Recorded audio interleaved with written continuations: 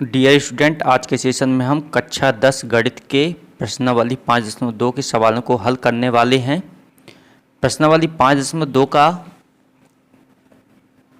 11वां सवाल दिया हुआ है कि AP 3, 15, 27, 39 का कौन सा पद उसके 54वें पद से 132 अधिक होगा।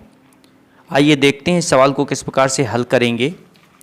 तो एक बेसिक सा कॉन्सेप्ट है कि यदि AP हमारे पास दी हुई है और उसमें बोल रहा है कि कौन सा पद उसके 54वें पद से 132 अधिक हो, तो जब भी कौन सा आए तो हमें nवां मान के चलना है कि nवां पद उसके 54वें पद से 132 अधिक होगा। सबसे पहले AP से हम A और D ज्ञात करेंगे। तो दी गई AP 3, 15, 27, 39 है।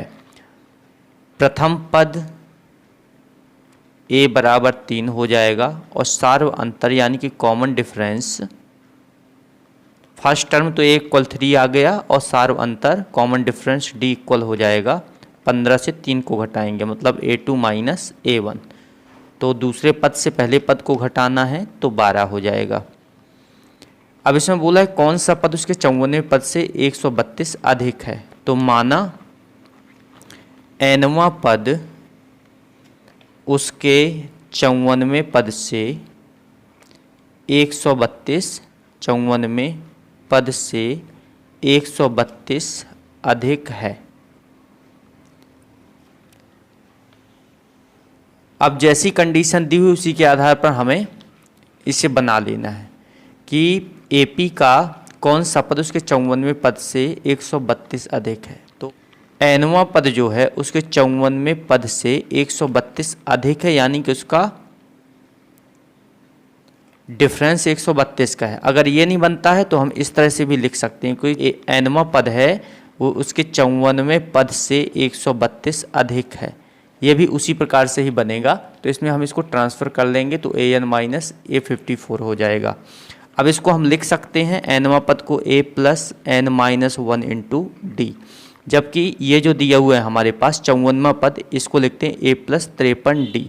एक कम करके लिखते हैं, ब्रैकेट में लिखेंगे क्योंकि ये घट रहा है। तो अब इसका ब्रैकेट खोलते हैं तो A plus n minus 1 into D minus, इसमें भी कर देंगे A माइनस 53D बराबर 132। सबसे पहले तो A को A से कैंसिल कर देते हैं, घटा देते हैं। तो हमारे पास बचेगा n minus 1 into D minus 53D बराबर 132। तो यहाँ D का मान हमारे पास दिया हुआ है 12 और 12 को हम यहाँ पर रख देंगे, हमें A रखने की आवश्यकता ही नहीं पड़ी। तो यहाँ हम रख रहे हैं 12 और 53 गुणे 12 बराबर 132।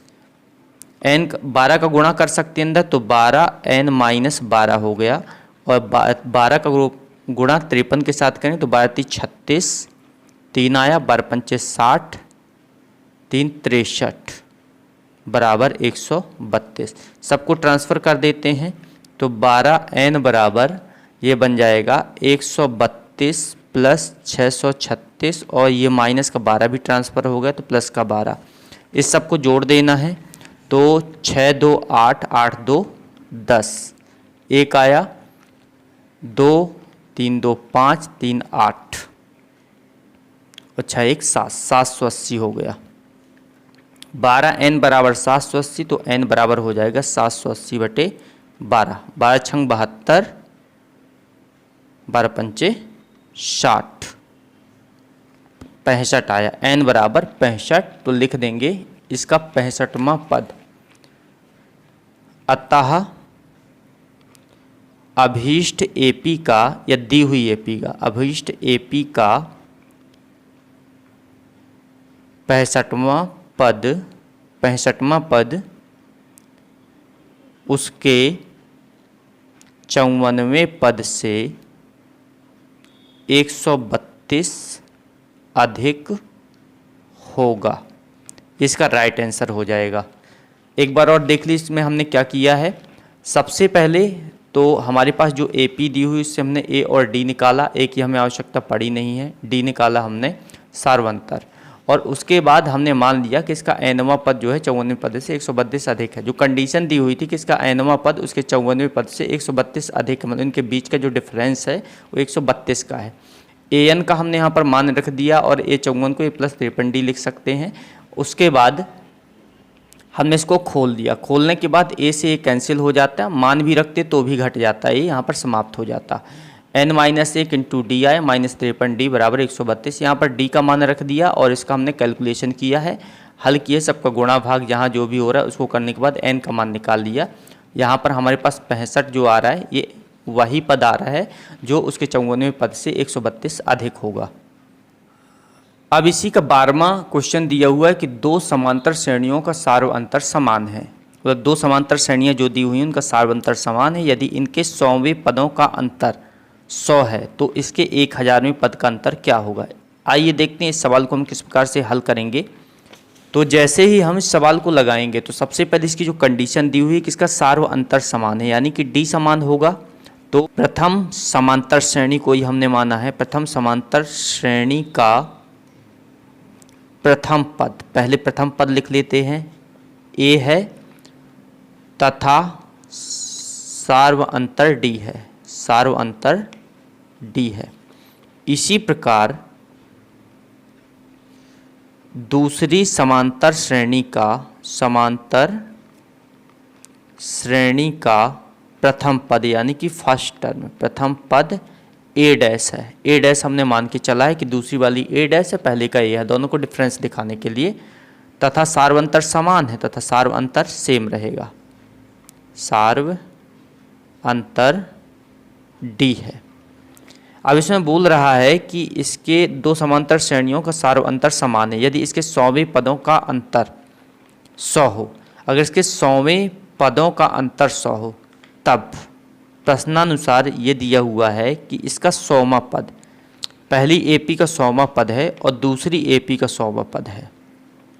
दूसरी एपी का डैश माना गया हमने, 100वां पद जो है उसका अंतर 100 है। तो अगर पहली एपी को लिखेंगे तो a+99d लिखेंगे और दूसरी एपी को लेंगे तो a+99d लिखेंगे, इसको ब्रैकेट में लिखेंगे बराबर 100।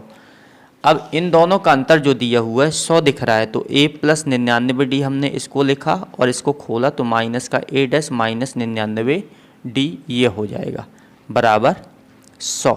99 से 99 कट गया तो a माइनस a डैश बराबर 100 आ गया। इसको समीकरण 1 दे करके हम छोड़ सकते हैं। अब इसमें बोल रहा है कि इसके 1000वें पदों का अंतर कितना होगा।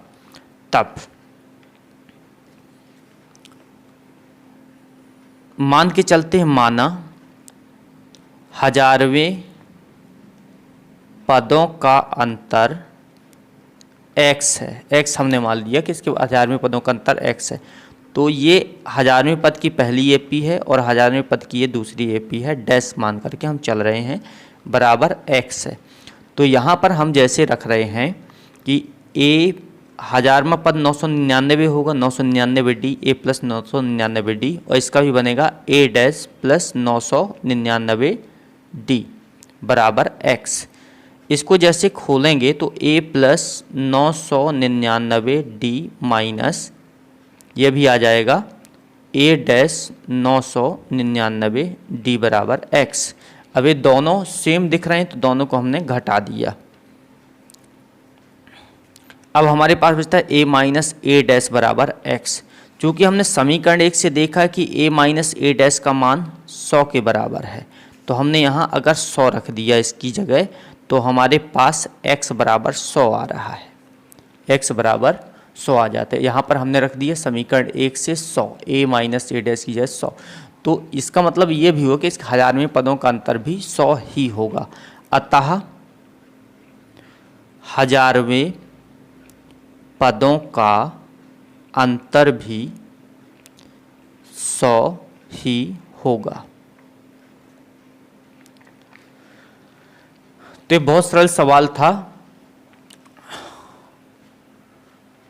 सबसे पहले हमने पहली कंडीशन इसकी देखी है कि इसका 100वां पद का जो डिफरेंस है 100 है दोनों एपी का, तो हमने 100वें पद को लिखा यहाँ पर दोनों को a+99d a डैश +99d इससे ये कट गया, a माइनस ए डैश का मान 100 आ गया, समीकरण 1 दे दिया। अब 1000वें पद का बोल रहे तो हमने x माना है, तो 1000वें पद का हमने डिफरेंस x लिखा और 1000वें पद को लिखते हैं a plus 999d minus A dash 999d बराबर x। यहाँ से 999 कट गया, a माइनस ए डैश बराबर x आया और a माइनस ए डैश बराबर 100 पहले से दिया तो 100 रख दिया, ये इसका राइट आंसर हो जाएगा।